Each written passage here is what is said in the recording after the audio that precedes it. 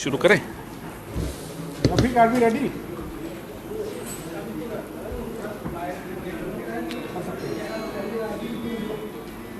Link मैं दे रहा हूँ लिंक।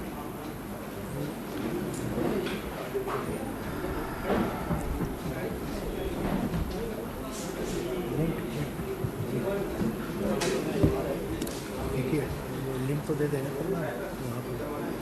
जी शुरू करें। नमस्कार साथियों, आज ऐतिहासिक भारत जोड़ो यात्रा की पहली वर्षगांठ पर मैं भारतीय राष्ट्रीय कांग्रेस की तरफ से, भारत की तरफ से, इंडिया की तरफ से, हिंदुस्तान की तरफ से लाखों निस्वार्थ और निडर भारतीयों का धन्यवाद करता हूं, जिन्होंने न केवल कदम जोड़े, जिन्होंने दिल जोड़े। और ये यात्रा 145 दिन, 4000 किलोमीटर, ये सब आंकड़े आपके पास हैं, लेकिन ये यात्रा मुझे नहीं लगता कि मीलों और किलोमीटरों में नापी जा सकती। ये यात्रा सैकड़ों भाषाएं, लाखों आहें, करोड़ों उम्मीदें, इन सब के रास्ते से होती हुई भारत के दिल में समा गई। ऐसे भारत को जोड़ा गया, ऐसे दिलों को जोड़ा गया। हमारे प्रेरणा स्रोत श्री राहुल गांधी के लिए ये यात्रा अभी समाप्त नहीं हुई है, भारत के लिए यात्रा अभी समाप्त नहीं हुई है, ये यात्रा अभी चल रही है। कभी लद्दाख में ये यात्रा दिखाई देती है, कभी मणिपुर में ये यात्रा दिखाई देती है, कभी आजादपुर मंडी में मजदूरों के साथ बैठकर ये यात्रा का आनंद लिया जाता है, कभी मोटर मैकेनिक्स के साथ इस यात्रा के नए नए पहलू दिखाई देते हैं। तो ये यात्रा एक अपनी निरंतरता के लिए भी जानी जाएगी। और कुछ दिनों पहले सुनाई दिया कि विदेशों की कुछ यूनिवर्सिटीज में इस पर पीएचडी तक करने की सोचा जा रहा है कि आखिर कैसे यह यात्रा संभव हुई, क्या इसके मायने थे, क्या इसका उद्देश्य था, और किस तरह का आत्मविश्वास उन लोगों में रहा होगा, उस व्यक्ति में रहा होगा जिसने जिद रखी कि नहीं, मैं पूरा 4000 किलोमीटर चलूंगा और भारत को जोड़ूंगा, जुड़ते हुए देखूंगा।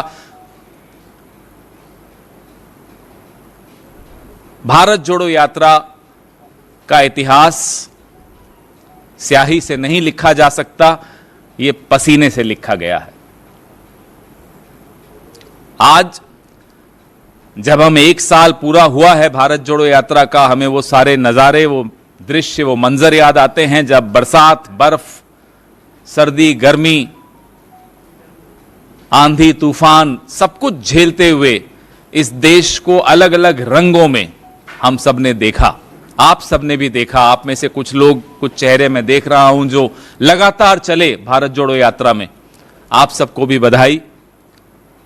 और आप अपनी आने वाली पीढ़ियों को बता पाएंगे कि आप इस ऐतिहासिक पल का हिस्सा थे।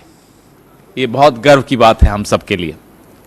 षड्यंत्र बहुत हो रहे हैं, उस वक्त भी हुए थे जब भारत जोड़ो यात्रा चल रही थी।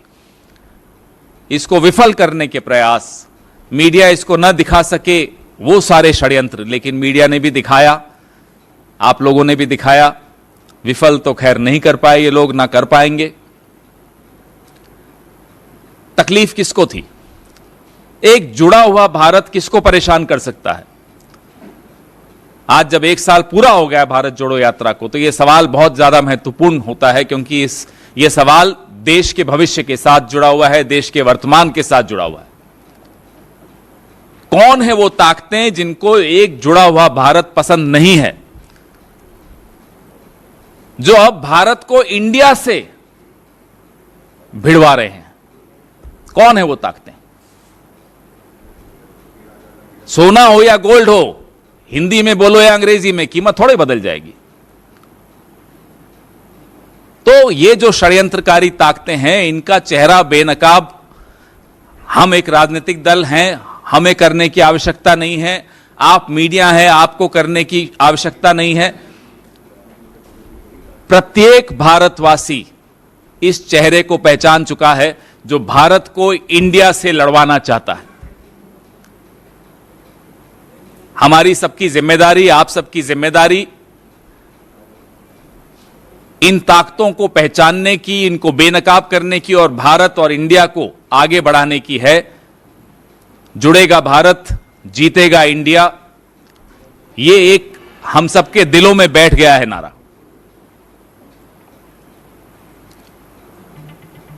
ये एक तीर्थ यात्रा थी और ये तीर्थ यात्रा है। तीर्थ यात्रा कभी समाप्त नहीं होती। तीर्थ यात्रा हर यात्रा का प्रारंभ होती है, शुरुआत होती है, वो खत्म कभी नहीं होती। हम में से कई लोगों को यह सौभाग्य प्राप्त हुआ कि हम इस तीर्थ यात्रा का हिस्सा बने। कुछ राहुल जी की तरह पूरे 4000 किलोमीटर, कुछ मेरी तरह 1100-1200 किलोमीटर, कुछ विनीत भाई की तरह, कुछ संजीव की तरह, कुछ आप सब साथियों की तरह, लेकिन सबको यह अनुभव हुआ। आप सबको बहुत बहुत बधाई।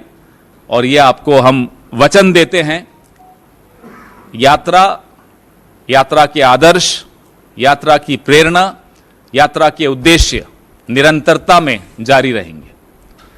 Today is the first anniversary of the historic Bharat जोड़ो यात्रा। The man, the leader who inspired thousands of people to participate in this historic moment, Mr. Rahul Gandhi, has continued the yatra even after the yatra has physically come to an end after 4,000 kilometers and 145 days. You have all the data, but this is not a journey which can be measured in miles and kilometers. This is a journey which can be measured in the various dreams, aspirations, tears, smiles, hopes of millions of Indians who communicated with our leaders in different languages, through different expressions. That's how hearts came together, that's how feet came together, that's how hopes came together, that's how India came together, that's how Bharat came together. Even now you can see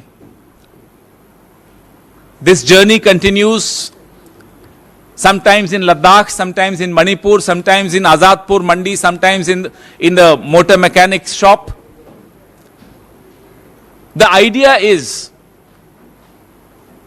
to comprehend what is it that unites India, what is it that brings us all together despite our various differences of languages, religions, caste, so on and so forth.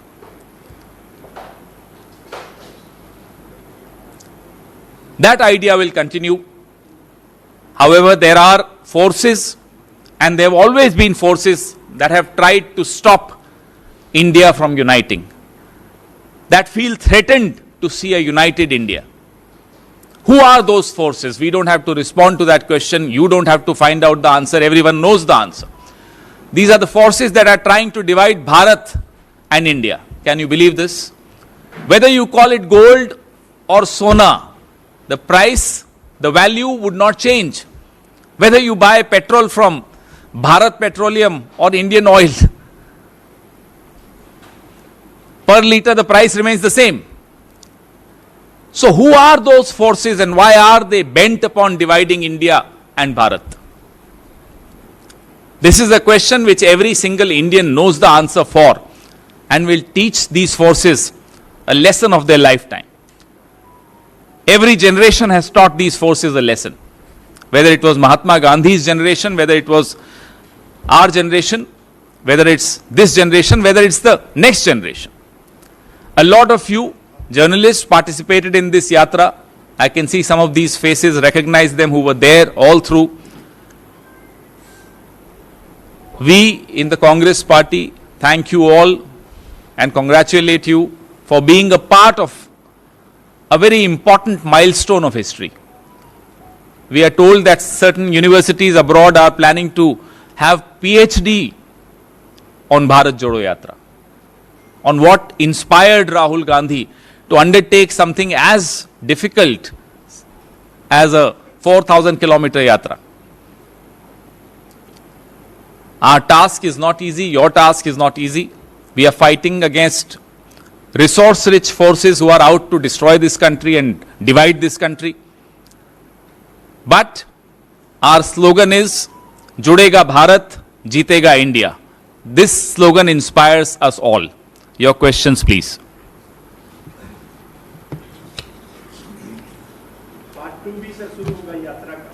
आप part 2 की बात कर रहे हैं, ये इसमें part 1 और part 2 नहीं होता, यात्रा चल रही है। कभी लद्दाख में दिखती है, कभी मणिपुर में दिखती है, कभी आजादपुर मंडी में दिखती है, कभी मोटर मैकेनिक के यहां दिखती है, तो यात्रा तो चल रही है। हर प्रदेश में जिला स्तरीय 5 से 6 बजे तक एक पदयात्रा निकाली जाएगी, जिसकी परिणति एक सभा में होगी। ये हर जिले में ये कार्यक्रम भारतीय राष्ट्रीय कांग्रेस की तरफ से आयोजित किया जा रहा है। इसमें लोग जुड़ रहे हैं, जरूरी नहीं है वो हमारी पार्टी के सदस्य हों, लेकिन लोग जुड़ना चाहते हैं, क्योंकि वो उस भारत जोड़ो यात्रा का हिस्सा नहीं हो पाए, तो वो चाहते हैं कि पहली वर्षगांठ हमारे साथ मिलकर मनाएं।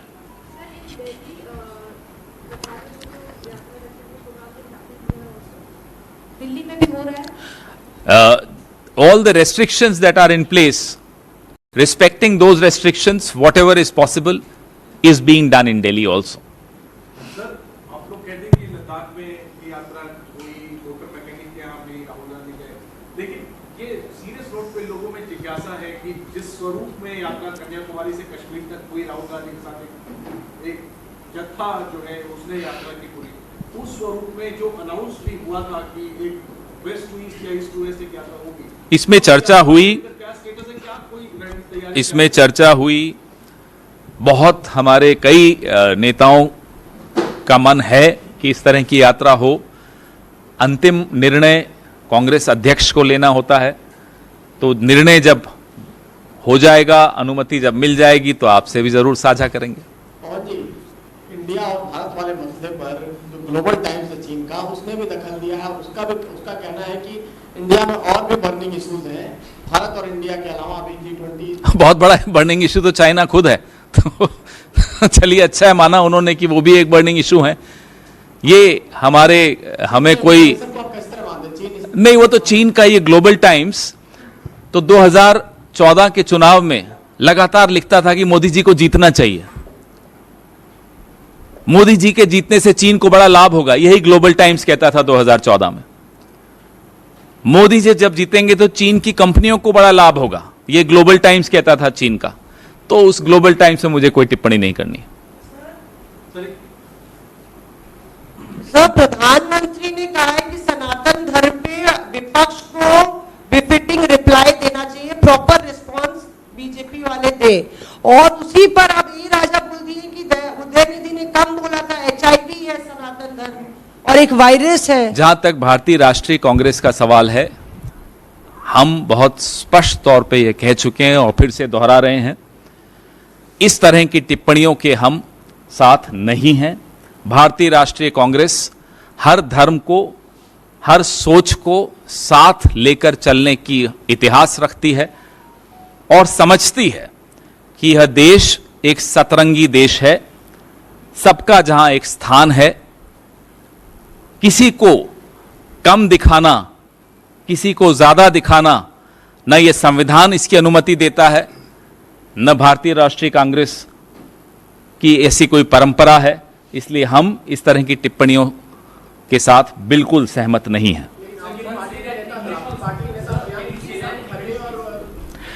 The Indian National Congress has always believed in Sarva Dharma Samabhav, wherein every religion, every faith has its space. No one can treat any particular faith as less than another faith. Neither the Constitution allows this, nor does the Indian National Congress believe in any of these comments?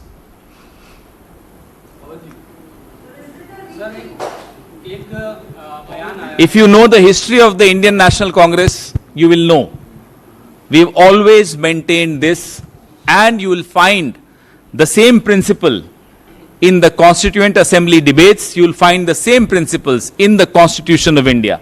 There can never be a rethink on the Constitution of India as far as the Congress is concerned. On this Sanatan remark by the DMK leaders, you know, you've not condemned, the Congress is not yet condemned. I just their clearly remarks. we said, you said we do not agree with such comments. no, What but do have you want? raised it with your alliance partners? Because they are your alliance partners. There is no need to raise these issues, because we know for a fact each one of our constituents also respects every religion. Now, if you want to twist anybody's remarks, if anybody wants to twist remarks, they are free to do so. It suits the Prime Minister, let him twist those remarks. But every single member of the India Alliance has immense respect for all faiths, for all communities, for all beliefs, for all religions. आप उस चीज को कैसे twist करते हैं वो आप जानिए, कौन कैसे ट्विस्ट करना चाहता है वो आप जानिए, लेकिन भारतीय राष्ट्रीय कांग्रेस, ना केवल भारतीय राष्ट्रीय कांग्रेस, इंडिया अलायंस का हर सदस्य हर जाति, हर धर्म, हर सोच का उतना ही आदर करता है जितना कि संविधान आदर करता है। सर, गजेंद्र सिंह शेखावत ने केंद्रीय मंत्री, उनका एक बयान आया है कि मल्लिकार्जुन खड़गे आज राजस्थान आए हुए हैं। उनके शब्द दोहराता हूं कि तेरे बाप वहां से खिलने आए थे, गोरे आए थे, जैनी आए थे, अंग्रेज आए थे, तब भी सनातन धर्म नहीं मिला। सनातन को जिंदा रखना चाहते हो तो संकल्प लो, इन सनातन विरोधियों को राजस्थान से बाहर निकालो। इस तरह की हल्की बातें, हल्की टिप्पणियां न हिंदू धर्म इसको स्वीकार करेगा, न भारतवासी इसको स्वीकार करेंगे, न संविधान को मानने वाले लोग इसको स्वीकार करेंगे। पवन जी, एक मामला कानपुर का है। एक छेड़छाड़ की कार्यपालिका थी, जब थाने में शिकायत की, आरोपी को पकड़कर थाने लाया गया। आरोपी के सामने उस पीड़ित बालिका के कपड़े उतराकर उसकी जांच करने के नाम कपड़े उतरा गए। उसकी उसी अवस्था में फोटो खींची कि कांग्रेस में क्या कहना चाहिए? उत्तर प्रदेश की कानून व्यवस्था के बारे में निरंतर आप भी सवाल पूछते रहे हैं और हम भी मुद्दे उठाते रहे हैं, सवाल उठाते रहे हैं। कानून व्यवस्था उत्तर प्रदेश की भयावह है। राजनीतिक प्राथमिकताएं सरकार की क्या हैं ये हमें नहीं मालूम, लेकिन जो सड़क पर दिखता है, जो गांव देहात में दिखता है, जो शहरों में दिखता है, उससे ये समझ में आता है कि कानून व्यवस्था ध्वस्त हो चुकी है। सर, एक सवाल है कि जिस तरीके से संसद के जो विशेष सत्र के कार्रवाई शुरू होने वाले उसको लेकर के जो सोनिया गांधी की तरफ से जो चिट्ठी लिखी गई थी एजेंडा क्लियर करने के लिए, उस पर अब बीजेपी के कई मंत्रियों का रिप्लाई आना शुरू हो गया है। प्रहलाद जोशी ने एक रिप्लाई दिया है, उनका कहना है कि सोनिया गांधी संसद में राजनीतिकरण कर रही है। तो कमाल की जवाब दिया इन्होंने साहब। पहले भी कोई एजेंडा क्लियर नहीं रहा है, इस तरह की बीजेपी के नेताओं विशेष सत्र का एजेंडा कब क्लियर नहीं हुआ बताएं जरा। कोई असेंबली हो या पार्लियामेंट हो, अगर विशेष सत्र बुलाया जाता है तो विपक्ष को बताया जाता है, उससे चर्चा की जाती है कि साहब इन मुद्दों पर विशेष सत्र है। मैं दिल्ली असेंबली, जिसका मैं 15 साल तक सरकार का हिस्सा रहा, तो मैं उसका आपको उदाहरण देता हूं। जब दिल्ली से इंडस्ट्रीज को रिलोकेट करना था, सुप्रीम कोर्ट का ऑर्डर था, तब शीला दीक्षित सरकार ने विपक्ष को साथ बैठाकर चर्चा की और तय किया कि एक विशेष सत्र बुलाना होगा जिससे कि हम मिलकर एक आवाज उठाएं और सुप्रीम कोर्ट से कुछ और मोहलत मांगे। ये हुआ, सुप्रीम कोर्ट से मोहलत मिली। जब सीएनजी की गाड़ियां लानी थी और डीजल की गाड़ियां हटानी थी, तब भी सुप्रीम कोर्ट का एक आदेश था, तब भी एक विशेष सत्र बुलाया गया। दो तो मुझे अभी याद आते हैं, शायद कानून व्यवस्था को लेकर भी एक विशेष सत्र दिल्ली असेंबली में बुलाया था। हर बार जब विशेष सत्र बुलाया जाता है, विपक्ष के साथ एजेंडा साझा किया जाता है। अगर प्रहलाद जोशी को इसका ज्ञान नहीं है तो उसमें मैं आपको क्या जवाब दूं? जी, मोहन भागवत के दो बयान है। एक तो ये है कि अखंड भारत पर उन्होंने कहा कि जो लोग अलग हो गए थे, अब उनको लगता है कि हाँ कि चले गए, यहीं रहते तो ज्यादा अच्छा है। एक तरह से अखंड भारत की तरफ पीछ किया। दूसरी बात, आरक्षण के बारे में उन्होंने स्पष्ट राय रखी है बिहार विधानसभा चुनाव के पहले वाली राय नहीं, ये राय रखी कि जब तक समानता नहीं आ जाए तब तक आरक्षण को लागू करना चाहिए। पहली बात तो ये है कौन, ये क्यों हर जगह अपना कुछ ना कुछ इनको बोलना होता है। पहले इनको कहिए अपना संगठन को रजिस्टर कराएं। ये by one get one free क्यों है? बीजेपी को वोट दो, संघ मुफ्त में मिलता है, ये क्यों है? नंबर एक। नंबर दो, अखंड भारत करने वालों के जो वैचारिक पूर्वज थे, वो गोलवालकर हों, उनकी क्या भूमिका थी भारत के विभाजन में, इस पे हम मोहन भागवत को आमंत्रित करते हैं, आए जरा डिबेट कर लें, चुनौती देते हैं, आइए। या इनके जो वैचारिक पूर्वज थे मुंजे जी, उनकी क्या भूमिका थी भारत के विभाजन को लेकर, उस पर चर्चा कर लें। या इनके जो वैचारिक और राजनीतिक पूर्वज थे हिंदू महासभा, उनकी क्या भूमिका थी 1942 के बाद, जब भारत छोड़ो आंदोलन के दौरान जब ये सरकारों का हिस्सा बने, तब उनकी क्या भूमिका थी। आज भारत में 15-16% मुसलमान इनसे बर्दाश्त नहीं होते, अखंड भारत में 45% होंगे, पूछिए इनसे क्या करेंगे। तो ये बिना सोचे समझे बोलने की इनकी बड़ी पुरानी आदत है। राम माधव कुछ और बोलते हैं अखंड भारत पे आजकल। तो अखंड भारत वाले मुद्दे पर आरएसएस जो है वो खंडित है, अखंड आरएसएस नहीं है। इसमें आरएसएस में भी अलग अलग विचार हैं। वैसे आरएसएस विचार के मामले में नहीं जानी जाती, प्रचार पे जाना जाती है। लेकिन आजकल टीवी पे विचारक भी दिखने लग गए, सब संघ के विचारक। संघ में विचारक कब से हो गए? संघ में तो सिर्फ प्रचारक होते हैं। चलिए, सोचना शुरू किया इन्होंने। रही बात आरक्षण की, जो पहला प्रहार संविधान पे इन्होंने रखने की कोशिश की, मारने की कोशिश की, पिछले हफ्ते इंडिया भारत ये सारी जो बातें शुरू की इसी हफ्ते, ये प्रहार संविधान की आर्किटेक्चर पर है, ये प्रहार आरक्षण पर है, सीधा सीधा प्रहार आरक्षण पर है। ये बात इन्हें समझ में आई कि पूरा देश समझ रहा है ये क्या कर रहे हैं। ये आपको और मुझे बताना नहीं पड़ेगा कि ये भारत और इंडिया का विवाद क्यों पैदा किया गया, क्यों आर्टिकल्स लिखवाए जा रहे हैं कि संविधान को रीराइट करना चाहिए, संविधान का बेसिक स्ट्रक्चर को भी, उस पर भी सवालिया निशान क्यों उठाए जा रहे हैं सरकार के जो इंटेलेक्चुअल्स हैं, सरकारी इंटेलेक्चुअल्स द्वारा। यह प्रहार बाबा साहब अंबेडकर द्वारा लिखित संविधान की आत्मा पर है, जिस आत्मा में आरक्षण का बहुत स्पष्ट स्थान है। जब यह बात इन्हें चुनौती देकर बताई गई तो मजबूरन इन्हें आज ये सफाई देनी पड़ी। लेकिन इनके दिमाग में यह षड्यंत्र जारी है और यह आज से नहीं चल रहा है। यह षड्यंत्र संविधान जब लिखा जा रहा था, यह षड्यंत्र तब से जारी है। प्रोग्राम में बीजेपी के बारे में कुछ जिक्र किया तो उन्होंने एक शब्द का प्रयोग किया जिसमें उन्होंने कहा कि बीजेपी जो है वो नीच पार्टी है, इस तरह का। तो बीजेपी एलिगेशन लगा रही है आपकी पार्टी पे और सीएम पे कि आपकी जो सीएम है उन्होंने प्रधानमंत्री का अपमान किया। बड़े बड़ी प्रधानमंत्री, ऐसा छुई मुई प्रधानमंत्री साहब की उनकी पार्टी को कोई कुछ कह दे तो अपमान हो गया। ये इतना डेलिकेट क्यों है हमारे प्रधानमंत्री? क्या बात हो गई, क्यों परेशान हो जाते हैं? इनसे पहले भी जो आते थे ऐसे ही वोट लेकर जीत कर आते थे और जब वोट नहीं मिलते थे हार जाते थे। लेकिन कोई ऐसा छुई मुई नहीं था कि साहब अरे मेरा अपमान हो गया, मेरा अपमान हो गया। प्रधानमंत्री को कहिए कि थोड़ा मजबूत बने।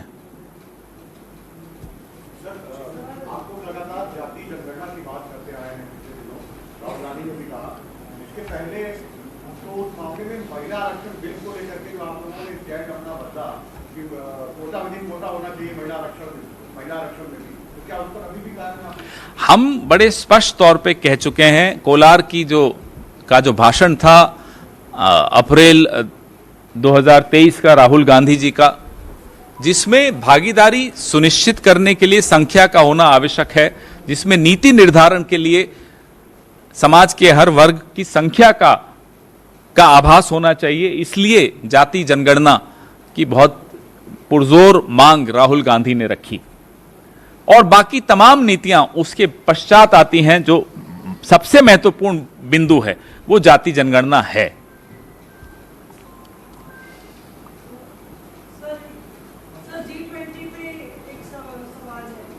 बोलिए ना, पूछिए ना।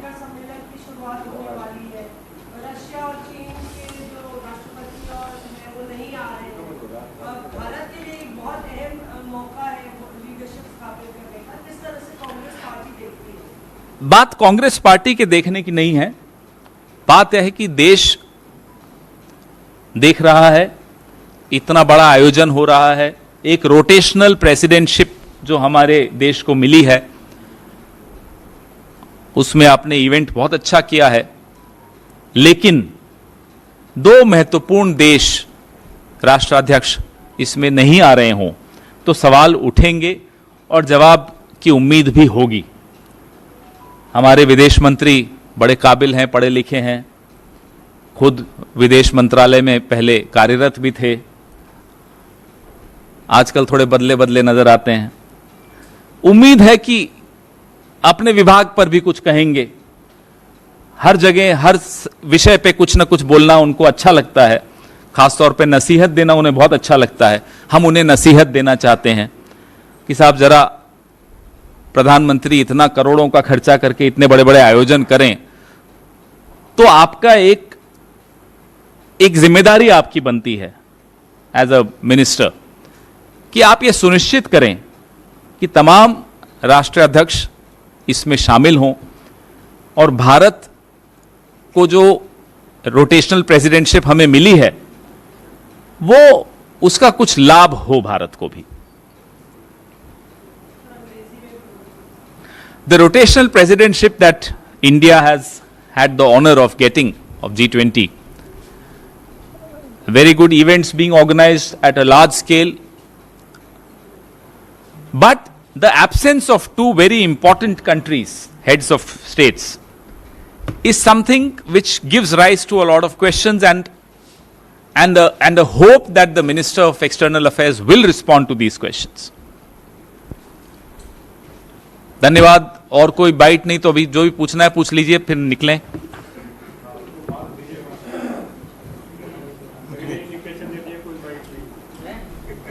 यूं बैठ जाएंगे 5 मिनट। आइए बैठते हैं।